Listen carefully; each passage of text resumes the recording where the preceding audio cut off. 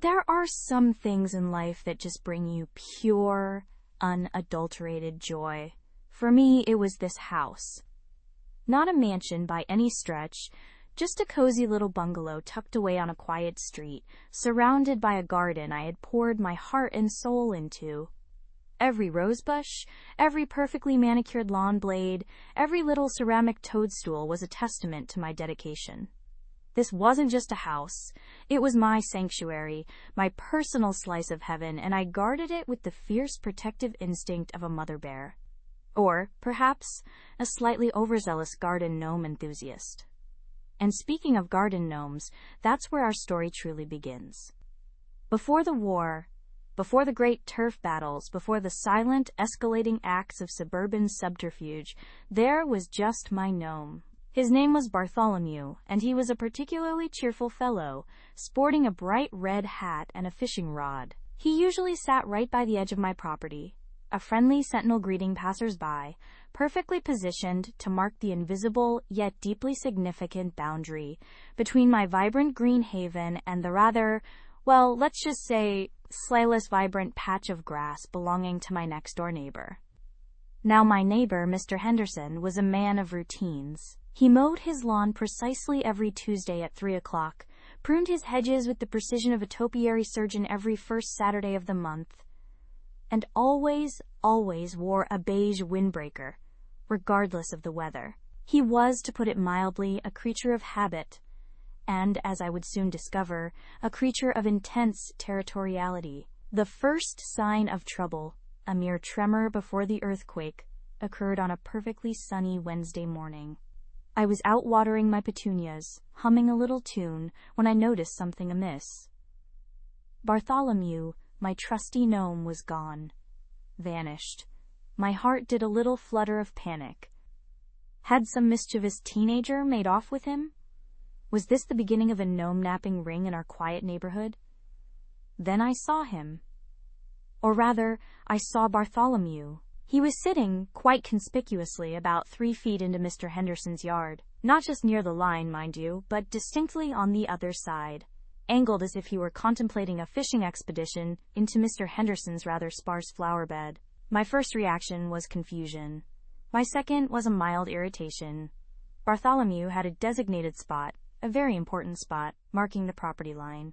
He was not a nomadic gnome. I walked over, trying to keep my expression neutral.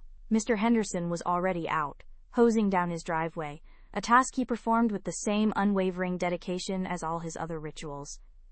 I waved, offering a friendly smile. He gave a curt nod in return, his gaze fixed on the asphalt.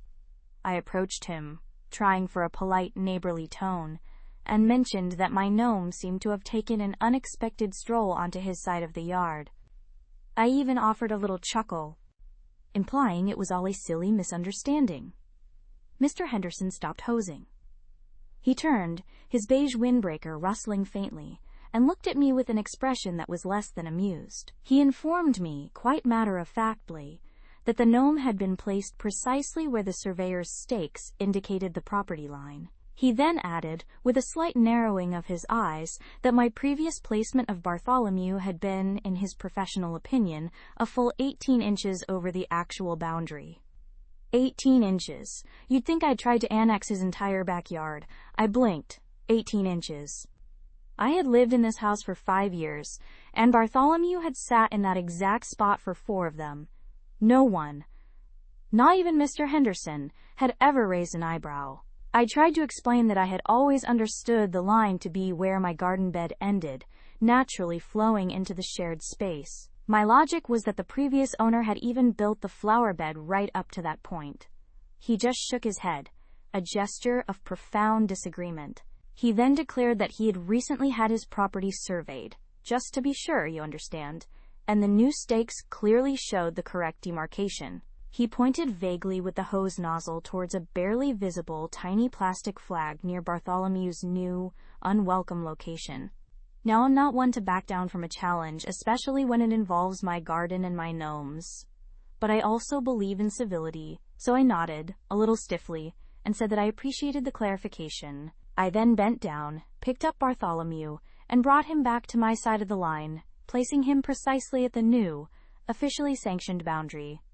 I even gave Mr. Henderson a little wave as I retreated, a gesture of good faith, of accepting the new reality. But as I walked away, a little seed of something mischievous and slightly rebellious, began to sprout in my mind. 18 inches. It wasn't a huge amount of land, but it was time 18 inches. And the way he had gone about it, the way he had just moved my gnome without a word, then sprung the survey on me. It felt like an act of aggression. A passive-aggressive land grab, if you will. The next morning, I decided to make my own statement. Nothing aggressive, nothing confrontational, just a subtle reassertion of my presence.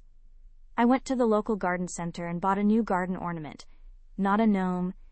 No, I was past gnomes for this particular skirmish. This was a magnificent, life-sized, incredibly detailed ceramic flamingo. Its name was Florence, and she was painted a shocking, almost offensive, shade of neon pink. I placed Florence right next to Bartholomew, also precisely on the newly established property line. But here was the kicker. Florence stood tall, much taller than Bartholomew, and her long neck arched gracefully, her head turned ever so slightly, so that her bright, beady eyes seemed to be staring directly into Mr. Henderson's kitchen window. It was perfectly legal. She was on my property, but she was also undeniably, spectacularly, and quite undeniably there. I watched from my living room window later that day as Mr. Henderson emerged for his afternoon watering ritual. His hose stopped mid-spray. His head slowly swiveled towards Florence. I could practically feel his internal monologue screaming at the sight of her vibrant, unapologetic pinkness. He stared for a full minute, his shoulders tensing, before resuming his watering with an almost violent vigor. Victory, I thought, even if it was a small, flamingo-shaped one. My small act of pink defiance seemed to go unanswered for a few days. I almost started to think Mr. Henderson had simply absorbed Florence into the landscape of his routines. But I underestimated his dedication to beige. On Saturday morning, I woke up to the distinct, rhythmic thwack-thwack-thwack of a hedge trimmer. Early even for Mr. Henderson. I peered out my window. He was at his hedge, the one that ran along our shared property line. Now, this hedge had always been a rather wild, sprawling affair on his side, while I kept my side neatly trimmed. It provided a nice, green privacy screen, and I had always appreciated its natural, somewhat unkempt charm on his end. But not today. Today, Mr. Henderson was trimming it with a vengeance. And not just trimming, he was sculpting. He was creating a wall, a perfectly flat, perfectly even, perfectly impenetrable wall of green. And as he worked, meticulously shearing every stray branch, I noticed something else. The hedge was now about 6 inches taller. 6 inches. And it was so dense, so uniformly flat, that it looked less like a natural hedge and more like a carefully constructed green barrier. A barrier designed, I suspected, to block the view of a certain neon pink flamingo. I had to admit, it was a brilliant countermove. Florence was still there, still on my property, but her commanding view of Mr. Henderson's kitchen was now significantly obstructed by a wall of meticulously trimmed privet. He hadn't touched my property, hadn't uttered a word, but he had effectively neutralized Florence's strategic advantage. This was getting interesting. This wasn't just about land anymore. It was about psychological warfare, waged with garden implements and ceramic animals. I admired his ingenuity, even as I plotted my next move. I decided to go for something that appealed to the senses, something that would bypass his visual blockade.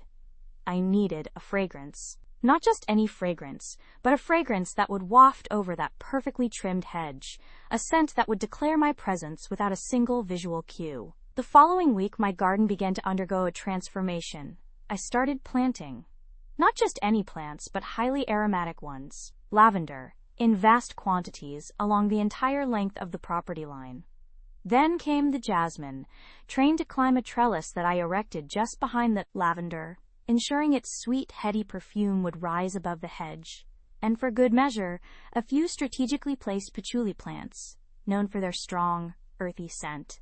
My side of the garden began to smell like an exotic, slightly bohemian paradise, the kind of place where you'd expect to find incense burning and wind chimes tinkling. Mr. Henderson, a man who preferred the crisp, clean scent of freshly cut grass and perhaps a hint of chlorine from his pool, was about to experience a fragrant awakening. I observed his reaction from a safe distance, of course. He continued his routines, but I noticed a subtle change. His morning coffee on the patio, usually a leisurely affair, became noticeably shorter. His newspaper reading seemed to be conducted with a slight, almost imperceptible crinkle of his nose. And I even caught him, on one particularly balmy evening, walking along his side of the hedge, sniffing the air with an expression of profound bewilderment, as if trying to identify the source of this sudden, overwhelming floral assault. Success. The olfactory offensive was well underway. But I knew Mr. Henderson. He wouldn't just surrender to the sweet embrace of lavender and jasmine. He would retaliate. The question was, how? His answer came in the form of sound. On a bright Saturday morning, as I was enjoying a particularly fragrant cup of tea amidst my blossoming botanical fortress, a new sound pierced the air. It wasn't the gentle hum of a lawnmower or the rhythmic thwack of a trimmer. No, this was something far more industrial. It was the high-pitched, incessant whine of a leaf blower. And he wasn't just clearing leaves. Oh no. He was using it to meticulously clear every single speck of dust, every stray blade of grass, every imagined imperfection from his entire yard. For hours and hours, the sound was relentless, a high-frequency assault on my carefully cultivated tranquility. It vibrated through the ground, through the air, through my very bones. My beautiful, fragrant garden was now accompanied by the soundtrack of a jet engine stuck in perpetual takeoff mode. He positioned himself strategically, too, often lingering near the hedge, directing the full force of the blower's shriek directly at my side, as if trying to physically push my fragrant air back onto my own property. It was maddening. But again, it was perfectly legal. A leaf blower on his own property. There was nothing I could do. Or was there? This was a new level of engagement, from visual to olfactory, and now to auditory. The stakes were rising, not in terms of actual land, but in terms of sheer, unadulterated annoyance. I had to admit, Mr. Henderson was a worthy adversary. His methods were always within the bounds of legality, but exquisitely designed to push my buttons. I spent a good few days contemplating my next move. The leaf blower was a formidable weapon. My initial thoughts drifted toward something equally noisy, perhaps a set of very loud wind chimes, but that felt a bit too obvious, too tit-for-tat. I needed something more subtle, something that would turn his own weapon against him. Then it hit me. The wind. The glorious, unpredictable, capricious wind. I acquired a collection of small, lightweight, brightly colored pinwheels. Dozens of them. I planted them all along the property line, just behind Florence and Bartholomew, and just in front of my lavender and jasmine. They were innocuous, cheerful, and entirely dependent on the wind. When Mr. Henderson fired up his leaf blower, the magic happened. The powerful gust of air, intended to clear his yard and perhaps subtly annoy me, now became a force for pure, unadulterated whimsy. My pinwheels spun. They spun with an almost frantic energy, a blur of primary colors, twirling and dancing in the artificial breeze created by his machine. From my perspective, it was a delightful spectacle. My garden, assaulted by noise, was now a vibrant kinetic art installation. From his perspective, I imagine it was infuriating. Every time he tried to clear a patch of his pristine lawn, he was met with a dazzling, swirling kaleidoscope of color, a direct consequence of his own efforts. It was like trying to put out a fire with gasoline, only the fire was joy and the gasoline was his own leaf blower. I could see him pause, mid-blast, his shoulders slumping slightly as he watched the pinwheels whirl. He would then turn the blower away, try a different angle, but inevitably, the wind it created would catch the pinwheels, sending them into a joyous frenzy. It was glorious. This went on for a few weeks. The pinwheel defense was highly effective. His leaf-blowing sessions became shorter, less frequent, and noticeably less aggressive. He seemed to have reached a stalemate on the auditory front. But the truce, if you could call it that, was short-lived. Mr. Henderson, ever the meticulous planner, found a new avenue for his territorial expressions. This time, it involved illumination. One evening, as dusk settled, I noticed a new light in his yard. Not just any light, but a series of incredibly bright, motion-activated floodlights strategically placed along his side of the hedge. Now, my house faced east, so his lights technically weren't shining directly into my windows. But they were so powerful, so intensely bright, that they cast a stark, almost theatrical glow over my entire front yard. My beautiful, moonlit garden was now bathed in an artificial, glaring white light, every shadow exaggerated, every flower looking bleached and unnatural. And because they were motion-activated, every time a squirrel scampered across his lawn, or a neighborhood cat ventured near the hedge, or even a particularly strong gust of wind rustled the leaves, his yard would suddenly erupt in a blinding flash. It was like living next to a disco designed by a security guard. My evenings, once spent enjoying the gentle twilight, became a series of sudden, jarring illuminations. Reading on the porch was impossible. Stargazing was a distant memory. My garden, once a tranquil haven, now felt like a stage under constant, harsh scrutiny. This was a clever move. It wasn't directly harmful, but it was incredibly disruptive. And again, perfectly legal. He was simply enhancing the security of his property. Or so he would claim. I knew better. This was a direct response to my pinwheels and my fragrant assault. This was his way of saying, I can make your life just as bright and annoying as you've made mine. The floodlights presented a unique challenge. I couldn't just plant something taller. They were too powerful. I couldn't make them turn off. I needed a way to counteract their effect without escalating into a full-blown light war, which I suspected would involve industrial-grade lasers, and I wasn't quite ready for that. Yet, I started researching. Blackout curtains for my windows were an obvious solution, but they wouldn't help my garden. I considered painting my entire house with glow-in-the-dark paint, but that seemed excessive, even for me. Then, I stumbled upon an article about light pollution and its effects on nocturnal wildlife. The article about light pollution was a revelation. It spoke of migrating birds disoriented by city glow, of insect populations decimated, of bat habitats disrupted. It detailed how artificial light at night could interfere with the natural circadian rhythms of almost every living creature, including humans. But it also mentions specific types of light, specific wavelengths, and the concept of light trespass. Light trespass. That was the term that caught my eye. It referred to light spilling onto a neighboring property. While the floodlights were on his property, their beam was undeniably trespassing onto mine. Not just illuminating my garden, but also, I now realized, shining directly into my bedroom window, even with the blinds closed. The light was so powerful it seeped through. I devoured more articles. I learned about lumens and lux, about Kelvin temperatures and spectral distribution. His lights, I surmised, were probably in the 5000 K range, a harsh blue-white light that was particularly disruptive to natural sleep.